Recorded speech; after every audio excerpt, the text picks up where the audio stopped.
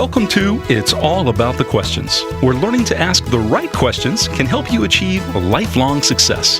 Now, here to help you ask all the right questions is award-winning author, international speaker, and business strategist, Laura Stewart. Good morning, afternoon, and evening, everyone, and welcome to today's show. I'm always excited to be here, and today I am even more excited because truly one of the joys of my show is when authors ask to be on my show for launch day. And I don't always say yes, because for me, when I read somebody's book, even if it's a friend that wants to be on show on launch day, I really have to get really quiet with myself, with my soul, and say, does this honor my listeners? Does it honor me? Does it honor everybody that's going to hear what I have to say? And I am overjoyed that I get to have this woman on the other end of the screen on my show today on launch day. Christine Kane is here with us today, everybody. Her book, The Soul-Sourced Entrepreneur. Mind-blowing. Can everybody see how much I have done to the book just in reading it to prep for the show?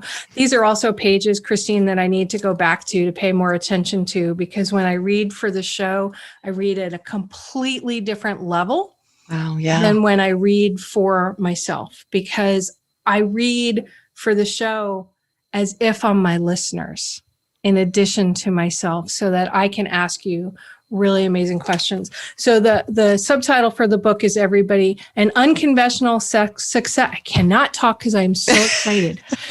An unconventional success plan for the highly creative, secretly sensitive, and wildly ambitious soul-sourced entrepreneur. I want to give a shout out to John David Mann for telling me I had to have you on the show. Oh, and we love John David Mann. I love him. Yeah. Today is launch day, and your book is a #1 new release on Amazon. It is a bestseller and an international bestseller on at least 3 international charts I checked just on Amazon alone. Thank you. So that is an amazing thing. This book is truly inspired. I mean, I read a lot of books, as you can imagine. I do my show every week. I get books from so many people saying, here's my new book. If I read 1 or 2 books a week, that's probably the minimum. This has to be on everybody. This should be the Thanksgiving gift. This should be the holiday gift. Thank you. I'm not even sure where to start with this, except for, and don't laugh at me, I'm going to start at the end. Okay. There is one question that you posed towards the end of the book that I think is one of the most brilliant questions ever posed. And since my show is all about the questions, I just, I have to share this. You said, what do I know that I'm pretending not to know? That question to me, Christine, hit me so hard, because I've been in flux for a lot of years now. And it made me think about these moments in my life where, in order to maybe make somebody else feel better about themselves, or me avoid making a decision, I would pretend not to know something. Can you expand on this concept, please? Because I feel like it is a key to your entire book to help people go from what they feel they should be to who they really are. So the foundation of the book, the whole thing is broken up into 4 sections. And the 4 sections are based in an acronym. And that acronym is I'm In. And that was something that I came up with my friend Pamela Bruner, who I was telling her how I coach people and how it's all about getting them to stop avoiding their little dark side corners and the fact that they do things to get approval, or the fact that they're selling things sort of half-assed. And I told her it's really about being in relationship with your business. And so she just looked at me and she said, I'm in. And that became what I teach my clients, and it became the foundation of the book. But when you say like pretending not to know, and that is a question I've heard other people say as well. I don't want to take credit that I came up with it, but the pretending not to know thing is what so many of us do, is that we separate parts of ourselves. We avoid our business. We play little games, I think, sometimes in our business, or we do things out of integrity or out of authenticity. And it's a lot about not being willing to see clearly. And a soul-sourced entrepreneur is willing to see things clearly and really own all parts of yourself, because the entrepreneur is the core of the whole business. It's the energy of the whole business. And it's not just me that says that. That's everyone from Dan Sullivan to Steve Jobs to whomever you hear talk about. Your focus and presence and energy matters. And so I think a lot of us spend a lot of time and waste a lot of energy and make things way more complex by not turning and facing either what we're pretending not to know, or what we don't want to know about ourselves, or why we're acting the way we are, and why we're making decisions in our business the way we are. To me, it's this really fascinating concept, what you were just talking about. And what's really cool about it is if we become intentional about what we're saying, and I've talked about this on my show before, what we're saying to ourselves, in addition to what we're saying to our others, that's important. But it's what we're not saying to ourselves, what we're not believing about ourselves that we know are truths. That, the way you put it in the Soul Source Entrepreneur, is in a way I've never read it before. Good. And it's a hard thing to write about, I will say, because each of us, and I know you know this because I've talked with you before, and you've already shown me what a coach you are to people. Thank you. But we all do this in our everyday work, every one of us. And I always say this, it's not a book about coaching, but I say that all of us in our business in some ways are coaches. And so as coaches, we have to be very self-aware of our own ego when it comes up. And we also have to be aware of other people and let them sort of be how they are. And I'm going to be honest with you, I completely lost what you were talking about. Oh, I've been there. I've so been there. I have a thing of just like, I'm going to be honest. I'm not going to pretend and be like, because all of a sudden my brain went, you just went somewhere. You had no idea. Like, you don't know where you are anymore. And then I'm like, I'm not going to fake this. I'm not going to fake this, because that's what this is about. Yeah. We were talking about ego. But you were talking about something that triggered that in me, and now I don't remember. We can let it go and just know it wasn't meant it'll to come be back. said. Yes, it will come back. And that's perfect, because that leads to this idea that came up for me during the book, because I've never heard anybody really talk to that except for Brandon Webb, who wrote Mastering Fear with John David Mann. I don't know if you read that book yet. If you haven't, oh my God, you got it. And I just remembered what I was going to say, so we can get back to it. Go ahead. No, I mean, when you were saying that, to coach people in the moment is one thing, but to then take it and make it into a framework and turn it into concepts someone can use, that when they're not waiting for you to answer their question. Like, so coaching in the moment is one thing, but then sitting down and saying 10 years of coaching people, how do I put it all into one book and one thing that speaks to people, is a whole other animal. And so part of me, as I was doing that, was like, oh, this is so weird. This is going to be the weirdest book for people. This is the strangest thing. And I had friends who were like, no, just it's special. It's special. It's just different. Stop calling it weird. But it is the work we do behind the scenes with our clients, with our team, with ourselves, is stuff that no one talks about out there, unless it's just sort of like some vague concept of law of attraction. But it's really the deep stuff that it really matters and brings us whether or not we're going to succeed or not, and all the little ways we like play games, play small, hide, or whatever. So I hope that made sense and added to the conversation. I just want to say this straight out. After reading this book, I literally pray, that the word weird goes away forever when we talk about a business with soul.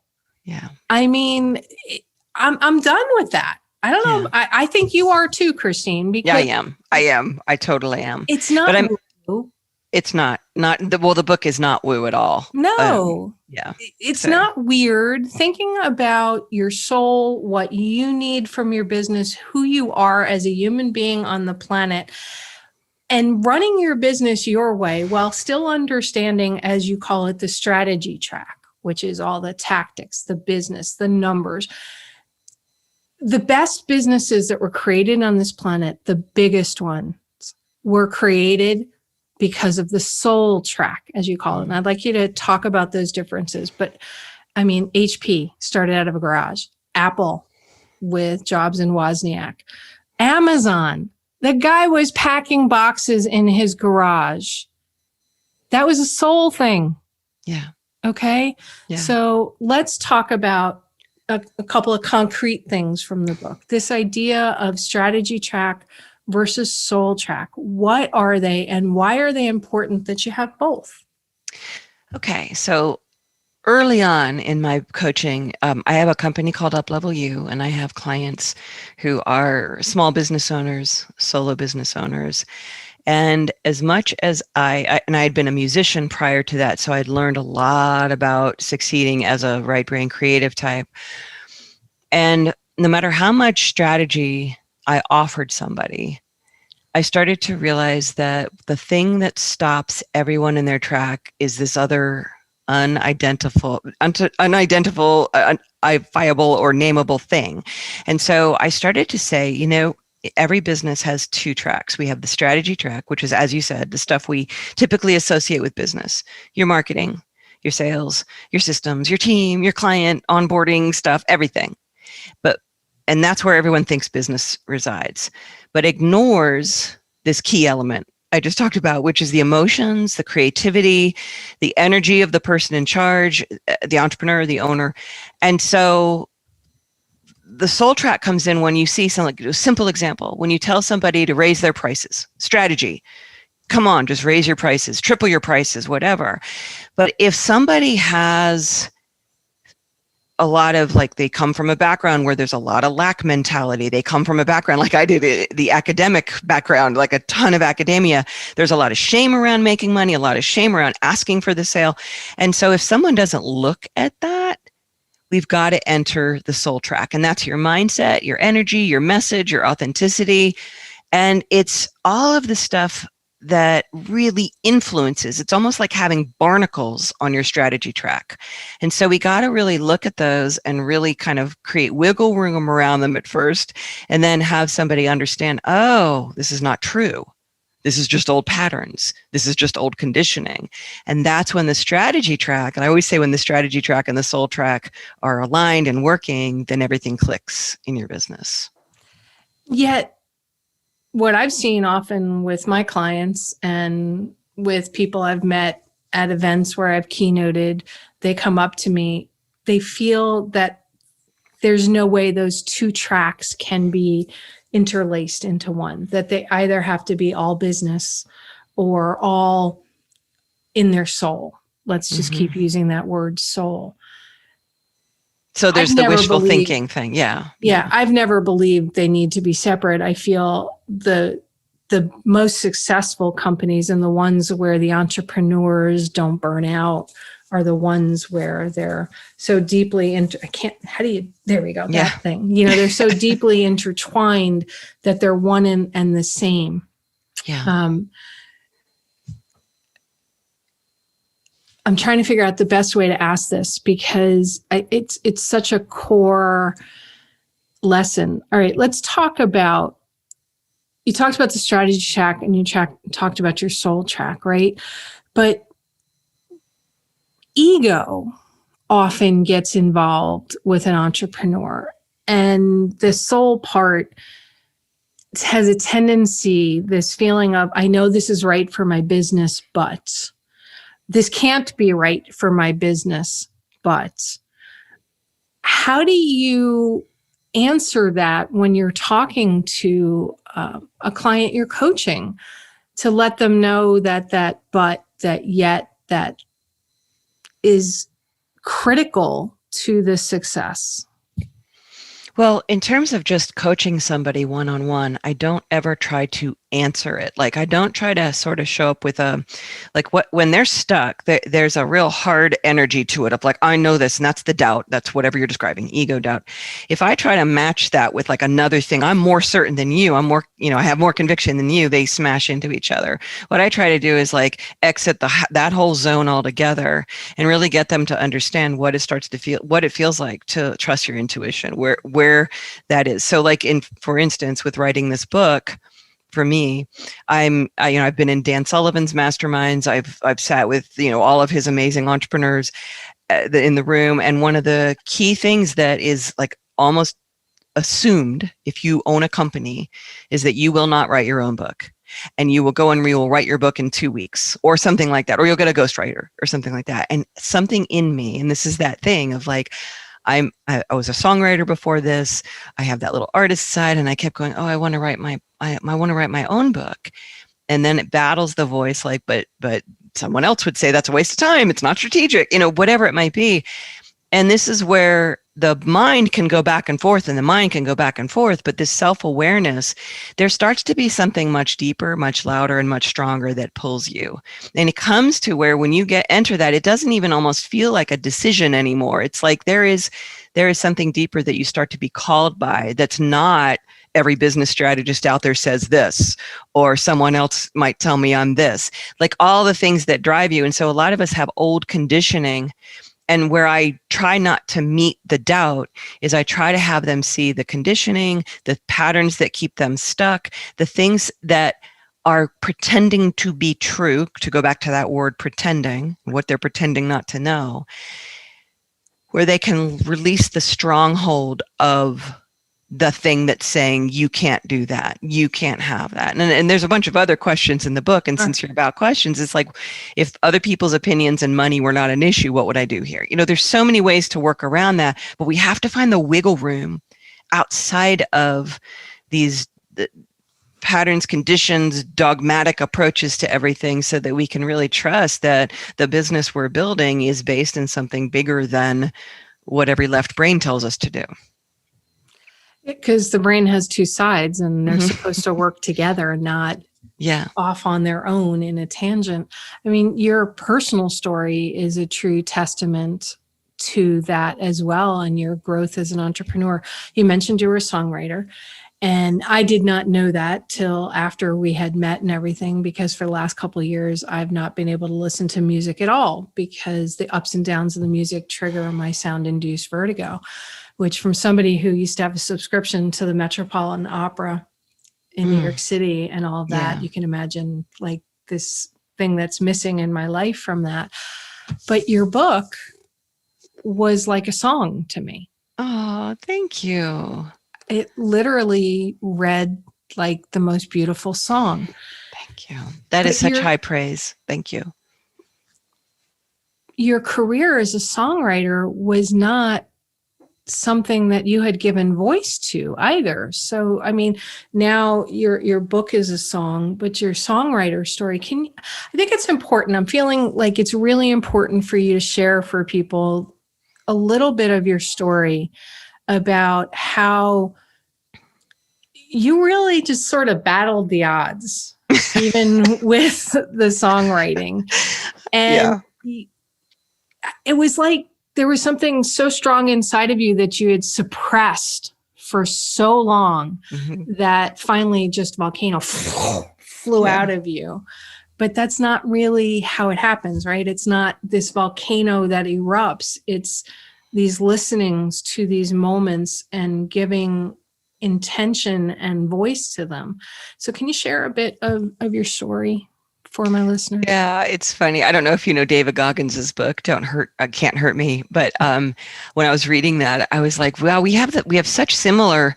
There's such a similar story there, but so many different ways you can approach all the little obstacles and so many patterns for how to do that. But for me, I started all of this really deeply questioning. So I was a theology major in college. That was one of my majors. And I went to a Jesuit college. I was always drawn to like the crazy, whacked out, mystical Jesuits, and just sort of wondering what is there. Of course, the ones who really get it instead of just all up here teaching it. Yeah. And I think I've always been sort of asking the bigger questions, to speak to your podcast title. And when I got out of college and I got my first job, there was, and I talk about this in the book, there was a huge moment in my life where I just said, you got to be kidding me. Like this cannot be what life is about. Cause I just looked around and it just seemed like there was a level of crazy out there in terms of, yes, you will slave yourself to this and you will do this. And the adults around my whole world had been that. And so to break out of a tribe, I know we're not supposed to say that word, but it's a paradigm, and to use, Carolyn Mace calls it that tribal mentality, like you are a part of us, this is who you are. To really, really start to do that, I think is the first movement, and it takes so much. It takes so much power to get to really say, I'm going to break out of this. And what I did at that time was I quit the job when they gave me a raise. I was working at Ogilvy and Mather PR. I had all kinds of my ego liked it. Yeah. My ego loved it, and the adults around me seemed to love it, but I was so deeply miserable inside, and nobody seemed to mind that. Like, they're okay if you're miserable, but as long as you can say the right things and seem impressive, then that's good.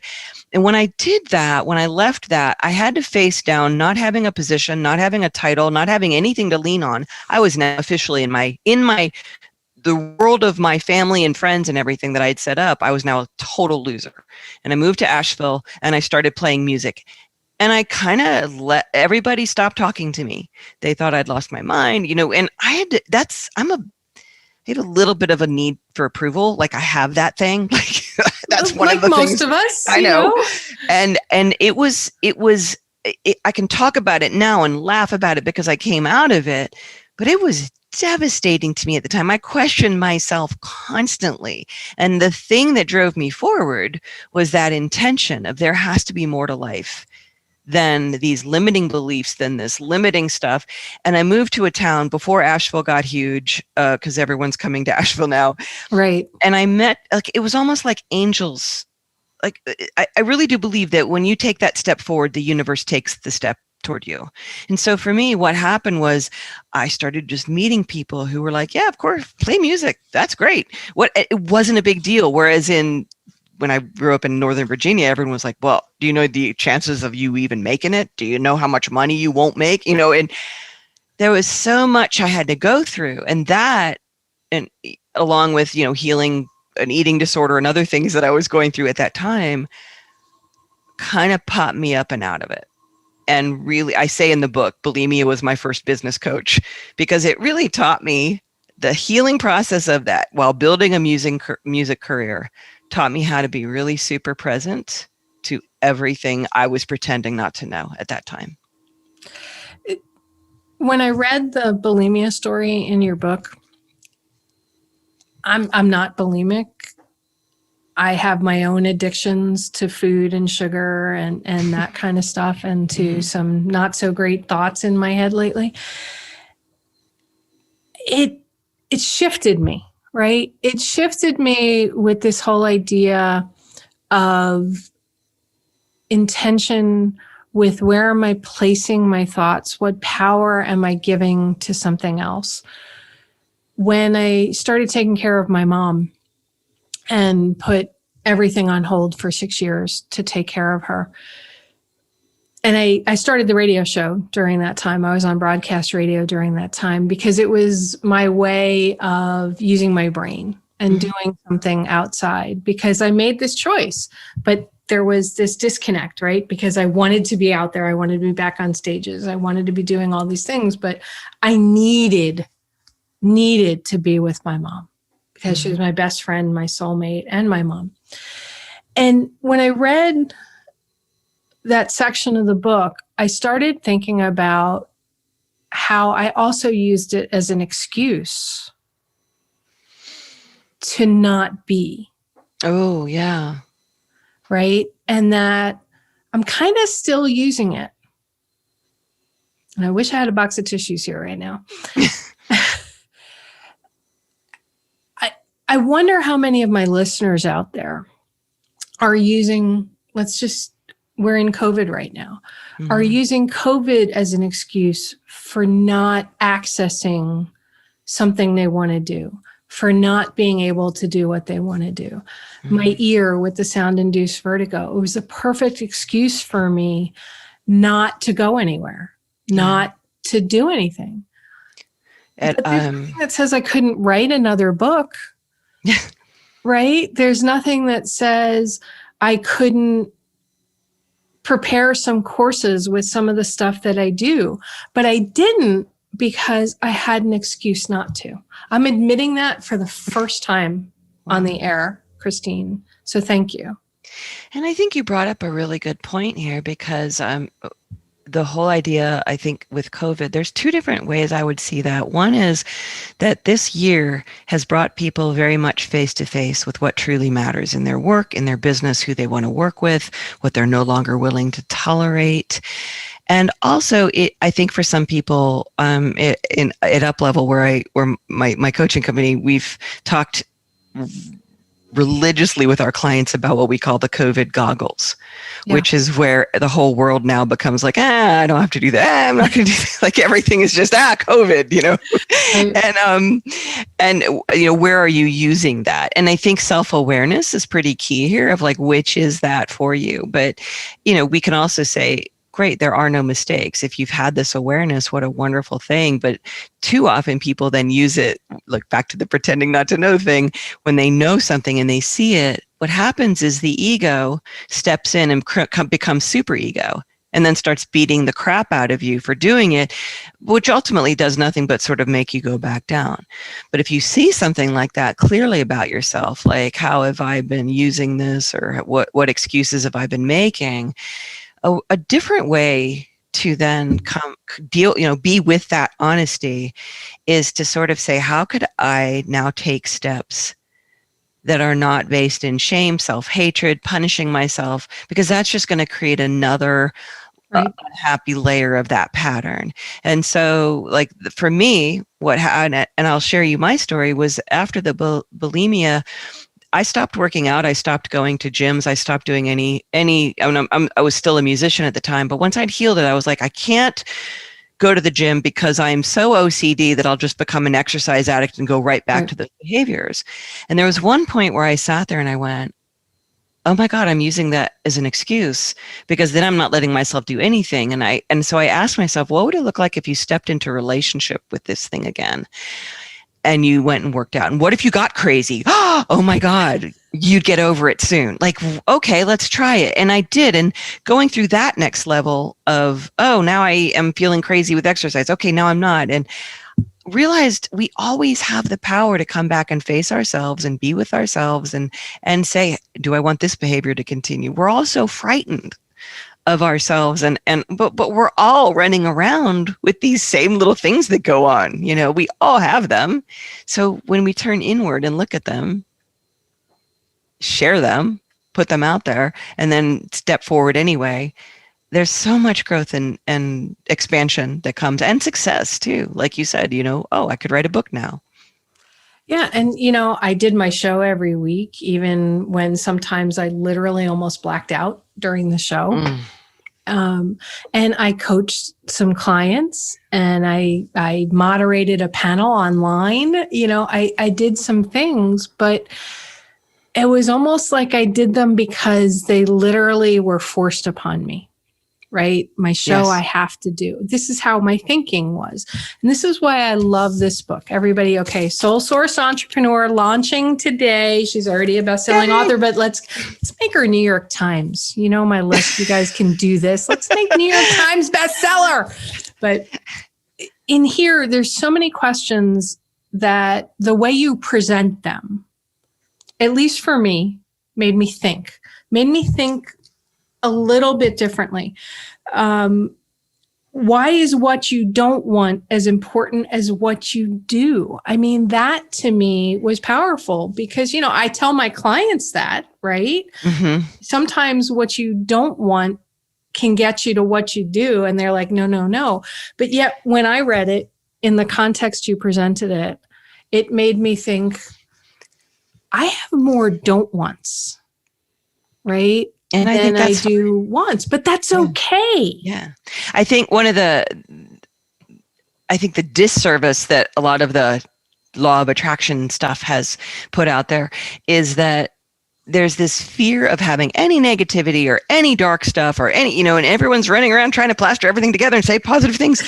And with intention, the way I teach intention in the book, as you've seen, is that I have intention toward, which is one way to do intention. I see that thing. I have a client who created an association for neonatal therapists that's now huge. I watched her do it from the very beginning.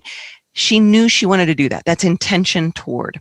Intention from is what I just described with my cubicle job, where I said, you got to be kidding me if this is what I'm doing.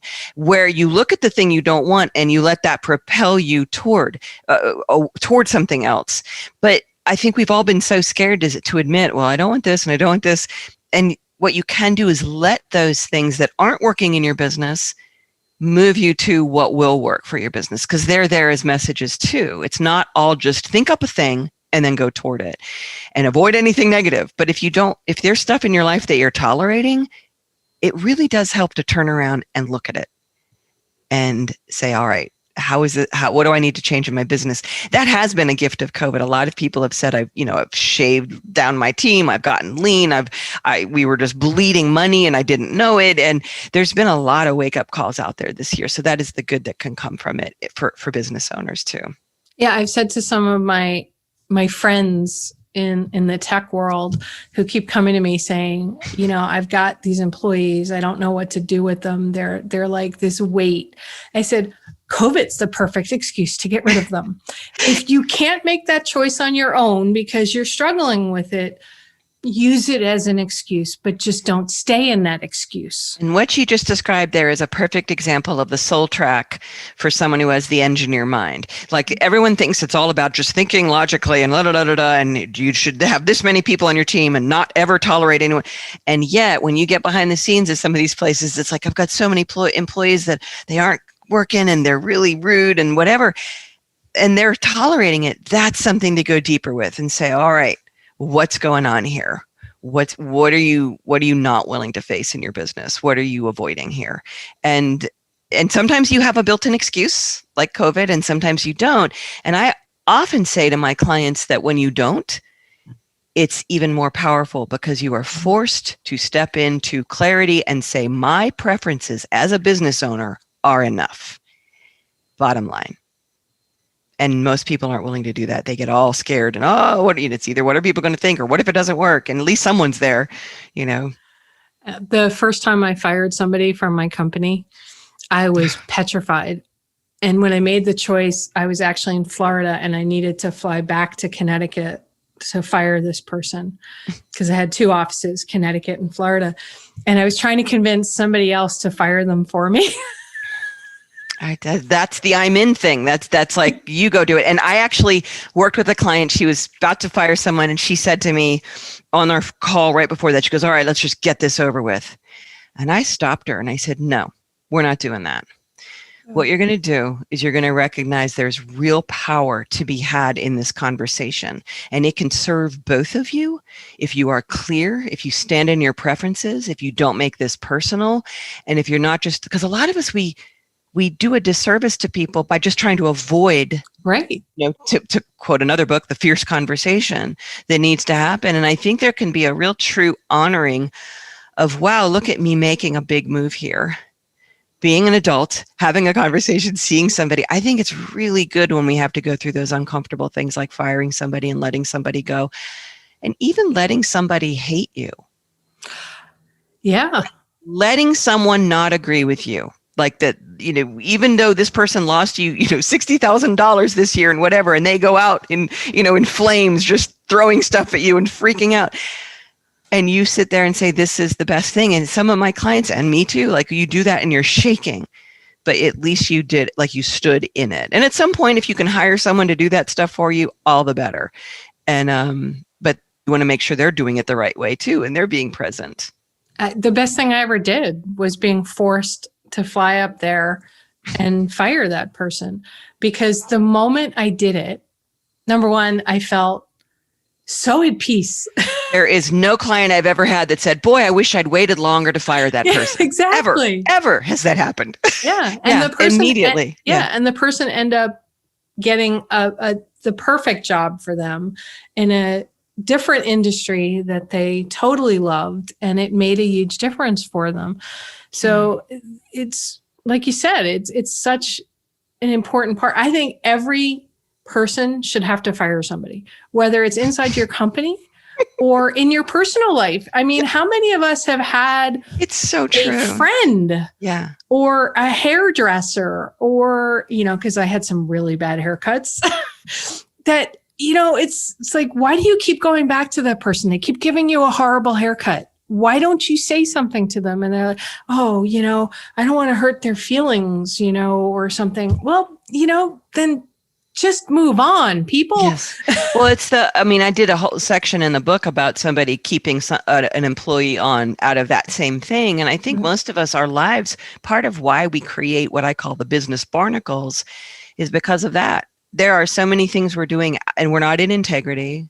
We're not willing to stand in our own clarity. We're not willing to have the fierce conversation. And so we have to then do all sorts of other little things to fix the fact that we're not telling the truth in this one area, or we're not being clear with this one employee or whatever. And the act of firing someone, why it's so beautiful, it's not because, oh, good, everyone gets to experience, being an ass.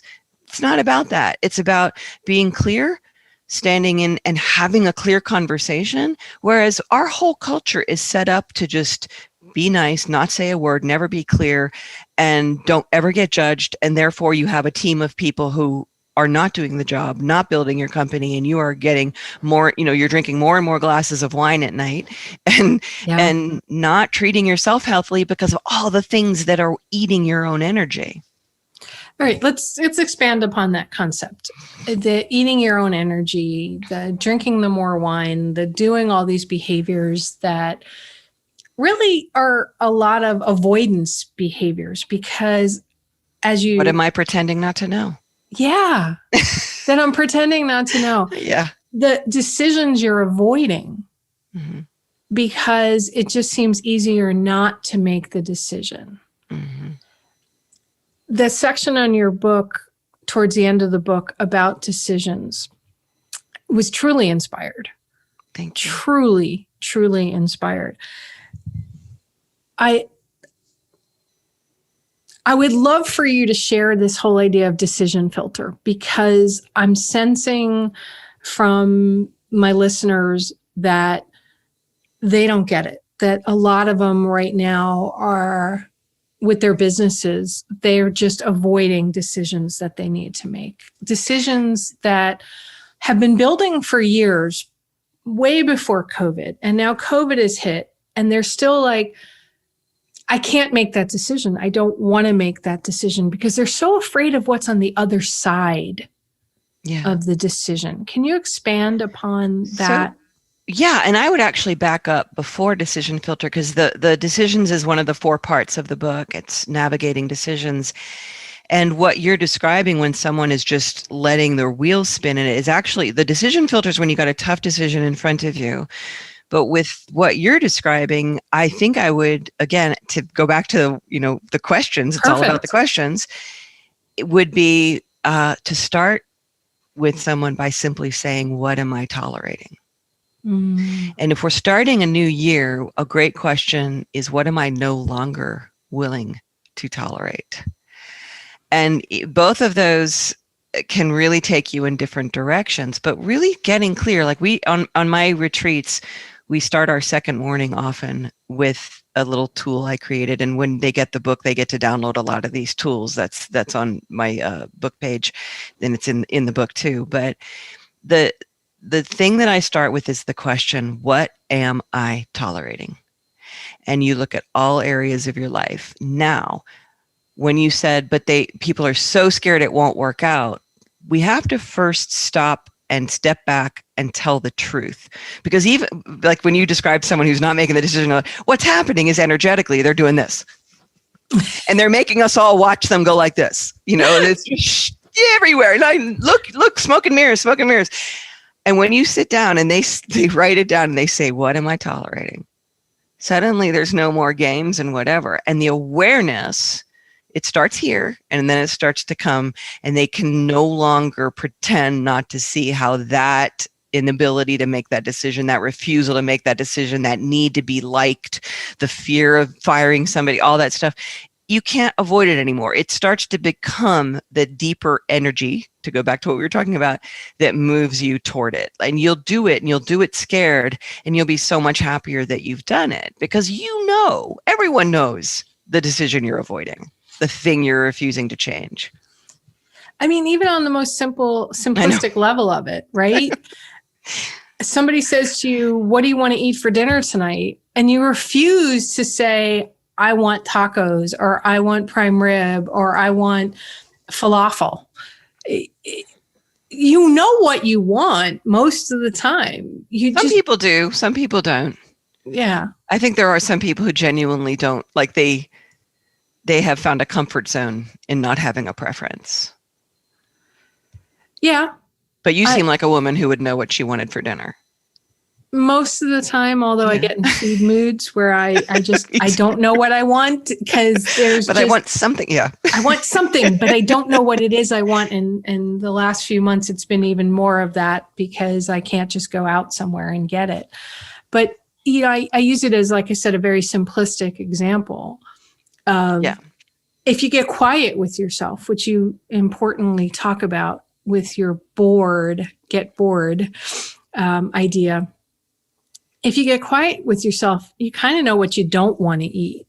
You kind of know more aligned with what you want. Do I kind of want Italian? Do I kind of want Mexican?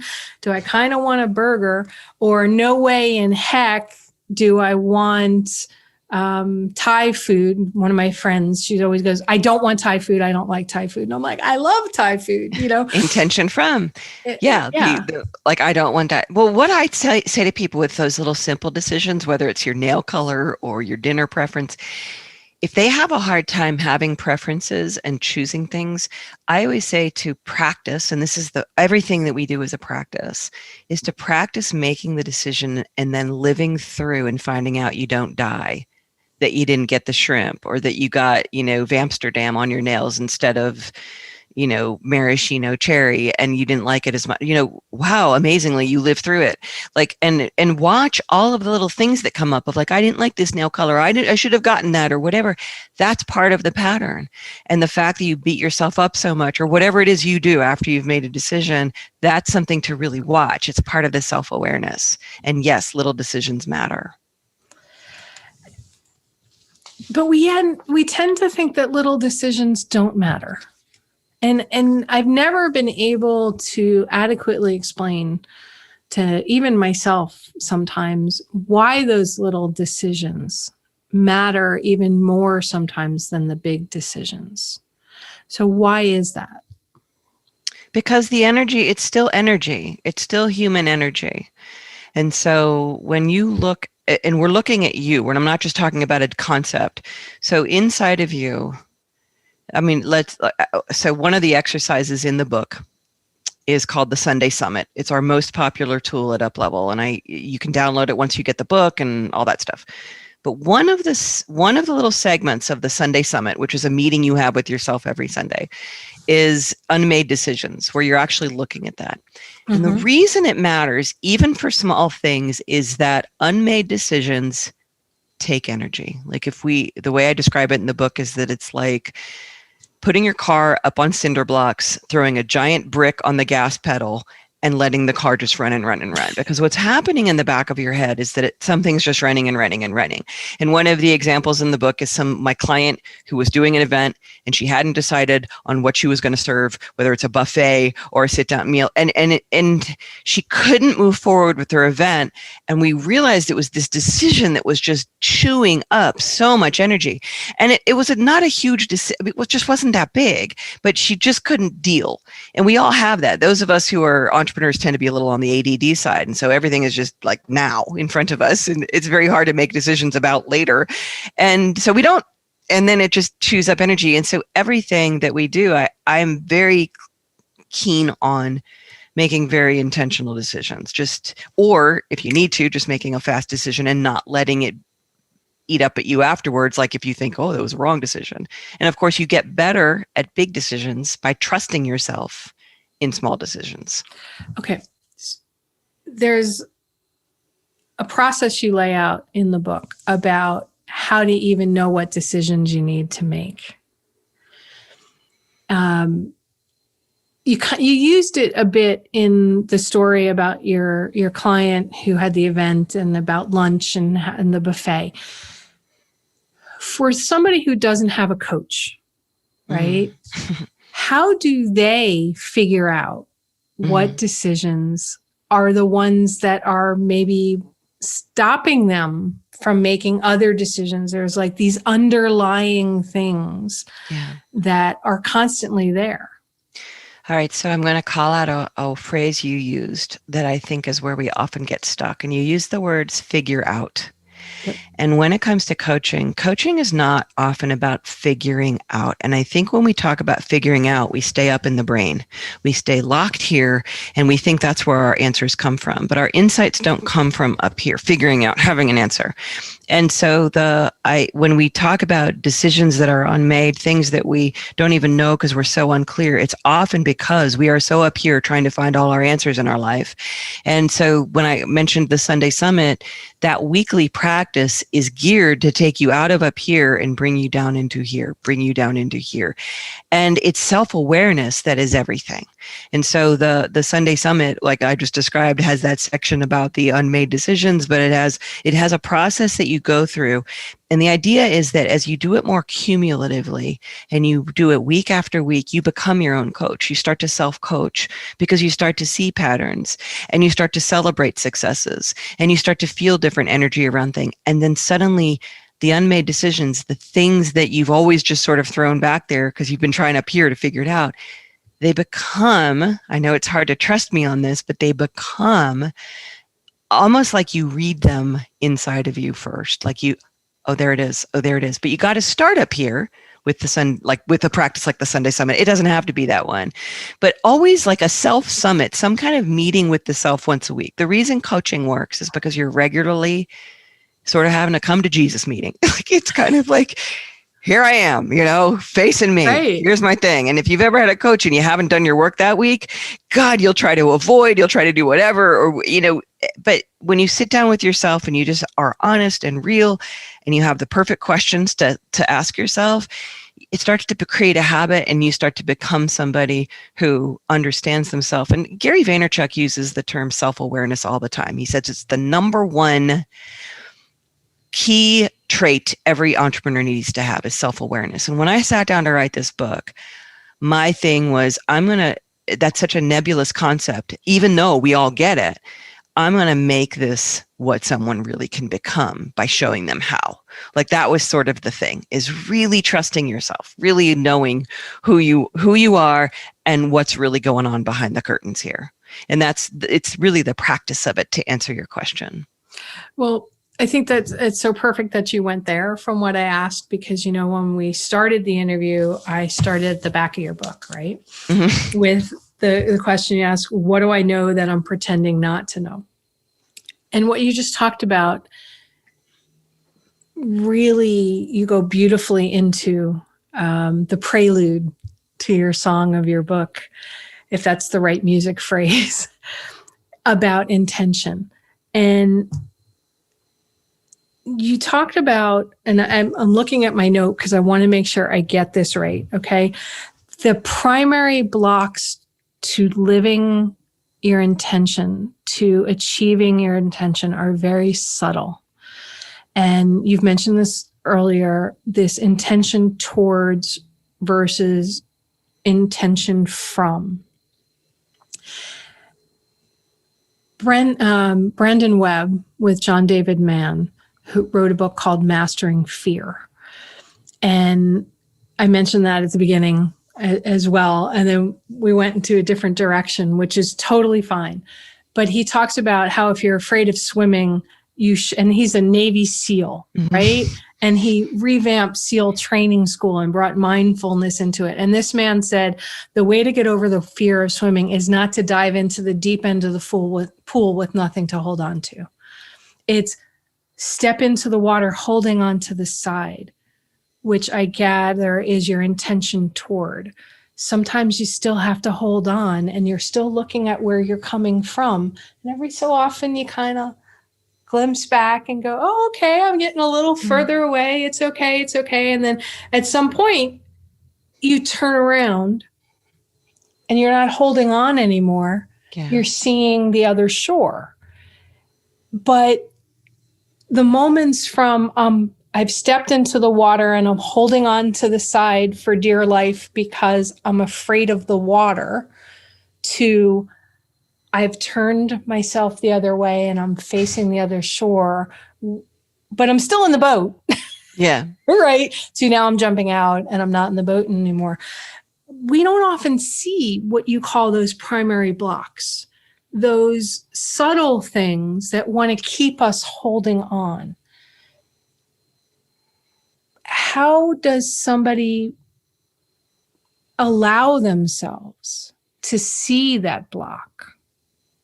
Because I feel like it's an allowing, but we've programmed ourselves. And I don't know if it is your get bored time that you talk about on page 84 in the book, or if it's, your business backstage stuff, which I love. There's so many things that I could talk about in a whole nother interview with you. But I feel that we need to talk about this because people beat themselves up because I didn't see the signs. I just let myself stay blocked.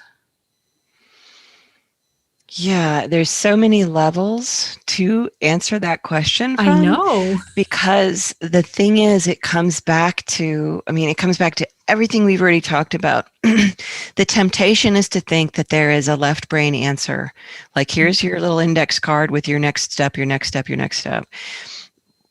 The pretending not to know, the reason we do that so much is because I think there's a lot of fear of what's really in here. And there's a lot of really fear that I don't really know what the hell I'm doing, which, let's be honest, none of us really do when it comes down to it. I mean, we act like we do, but only because we have retrospect. We can look back and go, oh, that's why all that happened. But in the moment, as you're moving forward, you don't. And the way I look at it is, instead of saying, well, how do I make sure I see all these things, is they come up. And what you make sure you're doing is being really present to them. And so for me, it's the I'm in. Why that is the core of the book is that this is constantly a come back to center, come back home, as Tara Brach says when she does meditations. You're coming back home, you're coming back to you, and you're knowing yourself, and you're starting to catch yourself faster. And you're starting to see that block before it becomes huge. And you're going, oh, wait, here, I'm doing that thing again. And then what we tend to do that locks it in place is we beat ourselves up for it. But what you really can do is say, what action am I going to take different this time? And the answer to your question, as disappointing as it might sound, is know yourself. And that's what, like I said, that's what this book is really about. It's like, stop being so scared of things. And we've all fallen on our asses. We will all fall on them again. There will be things that work great and there'll be things that don't work great. But the truth about it is that none of it means you are a bad or a good human being, which is what I think we are all so we all are so busy pasting all of these, like, this is how great I am and this is wonderful, and oh, no, I'm not so wonderful. But everything that's made you wonderful has probably been a lot of the hard stuff that you got through, and so, like, worrying so much about having these things about ourselves and worrying so much about what if this decision I make isn't good, like, there has to be a point where you just move forward. But intentional is the key. I think it really is about, like, knowing I'm going to make this decision now and I'm going to do this. I'm going to set this intention now, I'm going to do this. But the blustering and that, like you said, like with the excuse making, the blustering and that sort of thing, is how we just hide in a big giant mist of pretend. It's very, I opened up a specific page because I'd like to read something from your book. Okay. And everybody, this is just a little excerpt but it fits with what you were just saying. So I had to go find the tab I had put. Your spiritual self isn't thinking, and I'm going to not have the cuss word when I say it. Your spiritual self isn't thinking, get that, you know what, out of the way so I can be spiritual already. No, this whole hatred of ego is ego. It's just the ego trying to sweep itself under the rug. And in that way, it keeps you focused on ego, which is its whole goal in the first place. So bring along your fear, neediness, anxiety, grasping, or even, look at me. I won't tell a soul. Sometimes these are the very prompts we need to get things going in the first place. Just make sure those parts ride shotgun. Got goosebumps. Don't give them the keys to the bus. Okay? Can you see my goosebumps? I feel like you should be able we both got our little Zoom filters on so nicely. Right? We can't see anything like that. Yes. When you were just talking about what we were just talking about, your response to my question, my soul said, I have to read that part because we've been taught by very many other business gurus, success gurus, that we need to shut those other voices up. We need to forget about them. We need to let them go completely, never give them voice ever again, and just do, right? What this says is, they're a part of you. Yeah. Give them some voice. Just don't give them the keys. Yeah. And they're there. And that little segment was based on when I was a musician, I had a mentor, and I was trying to get rid of my ego, which is hysterical to me now. But I liked the part of me that wanted to play music for all those noble reasons that we're told we should have. But I didn't like my little approval whore that was in there, wanting clapping and wanting applause and wanting to sell records or whatever it was.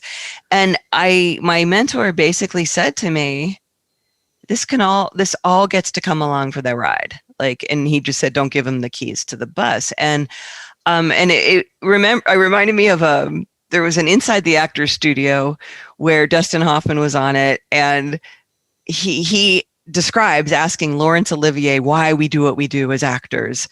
And Laurence Olivier said, you want to know why, dear boy? And he just stopped and he said, look at me, look at me, look at me, look at me, look at me, look at me, look at me. And it was like, when I saw that on Inside the Actors studio, I just burst out laughing because it was so freeing. Because you know what? We all have all of it. It's all there. And we have this repression right now going on, especially I think part of it's social media. Part of it's look at how great I'm doing. Look at how great I'm doing. Look at how great I am now. Look at my positive attitude now. Look how wonderful I am. And that's fine. But it's rare as the person who's willing to say, like you did, I've been taking care of my mom, or I have this vertigo thing that's going on. And I think I always say vulnerable is the new strong. And what I wrote to my list this morning is that, this is my birth of my book today. And whereas there's a part of me that wants to go hide in bed and say, tell me when it's over, I'm going to do something big. I'm going to do a coffee with Christine this morning on Facebook Live. And I did that. But I wanted to acknowledge that it's not all just, unicorns and fairies and stardust, that all of that is there. It all gets to be there. So why not just share it? And obviously not in a way where you're just dumping your drama on people, right, but really understanding about yourself. It's not that big of a deal. So you're a train wreck. All right. You can still have a successful business. Steve Jobs did. Yeah. I know many billionaires. Most entrepreneurs are. You don't go into doing this without being a little warped. Yeah, I live in Florida, and out my backyard, I can see the launches. So okay. The other night, we got to see the manned crew launch, which was truly spectacular. Yeah. But at the same time, you can see the horrors of when the Challenger blew up or something else happened. The crew capsule, the Dragon capsule, along the way of the process of getting to where they successfully launched 4 people the other night, and it docked last night. Rockets blew up. Things went bad. That's sort of like our lives. We're going to have things that are going to blow up, but we don't have to say that that is the moment that defines us. Yeah. It's just a moment that moved us hopefully forward in the path. And your path today, and will be for a long time, and has been for a long time, is that you truly have brought your soul into all that you've done. That moment you left Ogilvy and quit your job to become eventually a songwriter, a very successful songwriter and musician. Do it your own way, not through the traditional recording contracts, and make it a huge success. To Uplevel you, where you've created your business and you wrote this amazing book, The Soul Sourced Entrepreneur. Everywhere books are sold, everybody, your local independent bookstore, Amazon, Barnes and Noble, Powell's, the Strand bookstore in New York, help any of these independent bookstores go order a copy of this book for wherever they are. How else can people get in touch with you, Christine? And I know you have a website for this book as well. Yeah, it's at soulsourcedbook.com. And what we're doing, first off, all of the little indie places are on there as well. You can order it. When you go to the bottom of the page, you'll see all the different independent supporting bookstores as well. But if you go to that page, you will see that what we're doing is I'm doing a 3-day event, virtual event in December 9th, 10th, and 11th. It's called Click, because soul and strategy, when they work together, it clicks. And I'll be teaching, it'll be very, very marketing strategy, pricing, packages, all that kind of stuff. And also along with it will be the soul track and some of the really deep work that I'm describing here, like, what are you tolerating and that kind of thing. And it is a 3-day retreat. It is something, it's not recorded. We're doing the work like in the room, but it's virtual for the first time. It's sold out here in Asheville every single year that we do it. And this is the first time I'm doing it virtually. And all you have to do to come to that is get a book. And we're asking that people do the hardback, because that helps us tremendously. But just grab a book, and you can go to soulsourcedbook.com and find out how to register if you want to take part in Click, and we'll send you more information about the event. So you're not going to be like, chained to the event once you go in there, but you'll get more information this week with all the details about it. Okay. And also remember, everybody, when you buy the book, go rate, review the book, tell your friends about the book. It's really important. Most people go, I got the book was amazing, and that's as far as it goes. You tell people about the book. And yes, on Amazon, Barnes and Noble, wherever, rate it and review it, and go to is it the Soul Source Book or Soul Sourced Book? Exactly as you're seeing it on the screen, soulsourcedbook.com. soulsourcedbook.com. You can get to go to Click, which I know a mutual friend at Deb Banks Walker has been there before. And shout out to Deb. You're a really cool person and human being, Deb. So thank you for all your support over the years for my show, my book, and everything.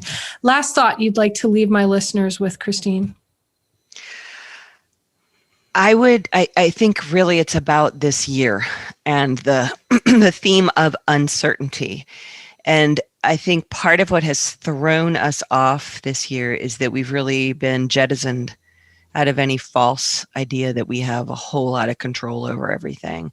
And what it's really helped us to do is step into that energy of uncertainty and trust it and trust ourselves, because ultimately that is everything that we can trust.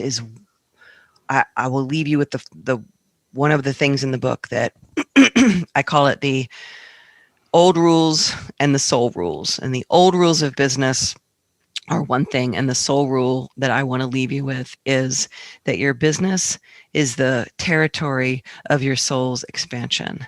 And when it comes to uncertainty, what it means is that your business is teaching you everything you need to know, every move you need to make. And as Oprah says, your life is always talking to you. I would say your business is always talking to you. And to really, really trust that, especially now, because we need more people who are tuned into themselves and operating from that deeper place. I love that. And I want to thank you so much for being on my show today, for giving me the honor of interviewing you on launch day for the Soul Source Entrepreneur. I know we're doing this on Facebook Live, but it does go to podcast. So you can't see me on podcast, everybody, holding up this beautiful cover of a book, this beautiful book, The Soul Source Entrepreneur. I will describe to you that I have, and I can't believe it, I have salmon colored Post-its, and that is Christine's, I think, favorite color based on what she's wearing and her furniture in her home. So and it even matches the book beautifully. There are books that come into our lives at the right time, and there are books that come into our lives at what feels like the wrong time. I believe that this book, to all of my listeners, has the potential to give you some powerful questions to ask yourself, to think about, and really some left brain stuff as well as the right brain soul stuff to get quiet with yourself around. Because as Christine put in the interview today, it's not just the soul side. It's not just the strategy side. It's those blending, that melding of the two that make entrepreneurship this beautiful journey, whether you're up or down, this journey that keeps the entrepreneur going. So I encourage you to go out, grab a copy of this book, dog ear it, comment on this Facebook thread. I know I didn't really get much chance to go look, but it'll be up here all day. And then I'll be posting the video as well to all the platforms, and it'll go to podcast as well. So I don't know when you're listening to this, which is why, Christine, I start out my show, good morning, good afternoon, good evening. I have people listening around the world to my show, so I never know what time zone they're in and when they're listening to it. So at the end of the day, the right questions can change your life. So what are you asking yourself today? I'd say be asking yourself, how quickly can I go buy a copy of Christine Kane's wonderful book, Soul Source Entrepreneur? Can you tell I am a geek loving your book here? Oh, thank you so much. And thank you for being the first podcast I do on my launch day, because when we met and when I've seen your work, it really meant a lot to do this. And I could imagine nowhere else I'd rather start this day. So thank you so much, Laura. Thank you. True honor. The right questions can change your life, everybody, and the right people. So I encourage you to just look around yourself and say, what honors me today? What do I need to let go of today? And the question I started out this interview with from the end of Christine's book, what do I know that I'm pretending not to know? Let me know. Let Christine and I know that. Join up with us on social media. Have a great day, everyone. Bye, everyone. You've been listening to It's All About the Questions, starring Laura Stewart. Connect with Laura at it'sallaboutthequestions.com and download a free workbook that will help you ask better questions starting today.